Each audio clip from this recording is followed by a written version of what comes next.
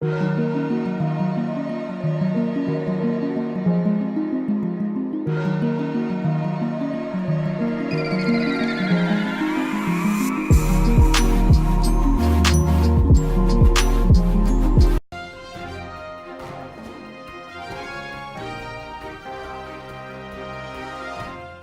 is known as cattle country, and the country has an estimated herd of 3 million cattle. Cattle rearing is part of everyday life for the ordinary Botswana, and this inextricable link has been going on for hundreds of years. In recent years, there have been signs of decline and stagnation in the beef export sector, with adverse implications for the viability of cattle farming in the country. My name is Brando Kabire, and this is Doing Business in Botswana.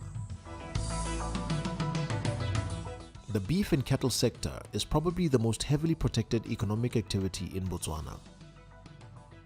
And apart from Botswana Meat Commission's beef export, international trade in beef and cattle is limited and sometimes prohibited. As a result, the normal forces of competition that result from trade are largely absent, thus reducing competitive pressures on the industry, particularly the beef producing sector and cattle sector. If you segment the beef industry, you'll realize that there is a lot of inefficiency in the whole supply chain. And one of the major things is trade liberalization, where Botswana Meat Commission is supposed to be. I think it has done a very good job by facilitating the export of the beef all over the world. But I think it's time now to allow other players in the market to take forward and optimize the opportunities that are available. So by so doing, I think BMC should remain a platform for all those aspiring would-be food processors, would-be all other investors that are interested in the beef industry to take forward this illustrious industry. And my belief is that BMC will become effective and efficient. And in that manner, it will yield the required results, more especially when you talk about the selling price for farmers. Because farmers, time and again, they're always crying foul in terms of the prices that they get from their products. And I believe that it's high time that actually when competition is in, a lot of these aspiring investors in the beef industry will bring competition, will bring efficiency, and will also up the prices because they will be actually getting different prices or rewards from different markets. And BMC should remain there as a platform for those investors to move forward this illustrious industry. The cattle and beef industry has traditionally played an important role in Botswana's economy and society, with significant contributions to GDP, exports and employment. 80% of the cattle that the Botswana Meat Commission exports comes from the communal farmers because this allows smallholder farmers to also access the export market.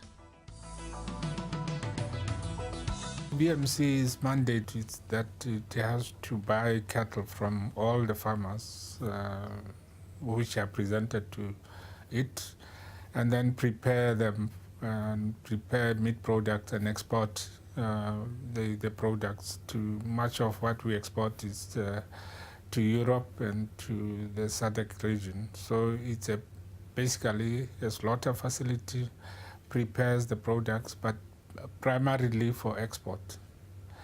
Basically, we export to almost every country.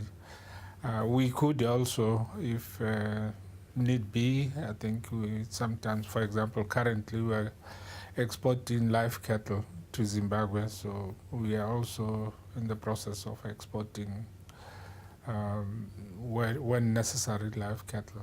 There's a clustering program which the government has started, where farmers of a certain environment or certain location to allow those farmers to sell to countries like DRC, Angola, Zimbabwe. So I think maybe with time it will happen. We wish it does happen.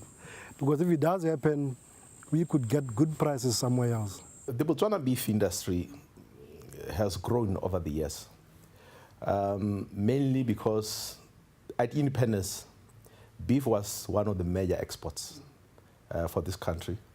And also you should realize one thing, that Botswana beef has played even societal role, because many farmers in this country, they regard beef as one of their riches. So in a nutshell, beef has played a continuous role in enhancing the lives of our people. And hence there is a need to develop it further and look at the trade liberalization and making sure that actually we achieve or we optimize the opportunities that are available in the world markets. To ensure customer confidence, Botswana applies a complex cattle identification and traceability program called the Livestock Traceability System. This system uses radio frequency devices which are scanned to provide animal history back to the national database. The traceability issue is tackled through or at a government level. I think in the last 6 or 5 years they instituted what's called the Livestock Traceability System, or LITS in short, which places a reticular unit into the stomach of an animal which you can read. The idea being that when the animal is born, you put in, after 3 months, you put in that reticular unit, then that gives location of where it's born and what happened through it during that period. So when it comes here, you read that particular Baler system, and then when you prepare the product from that animal, it has to show in the products that we are sending across. It has proven over time that many of our farmers are communal, and communal farming has a lot of challenges. One, cattle are not controlled.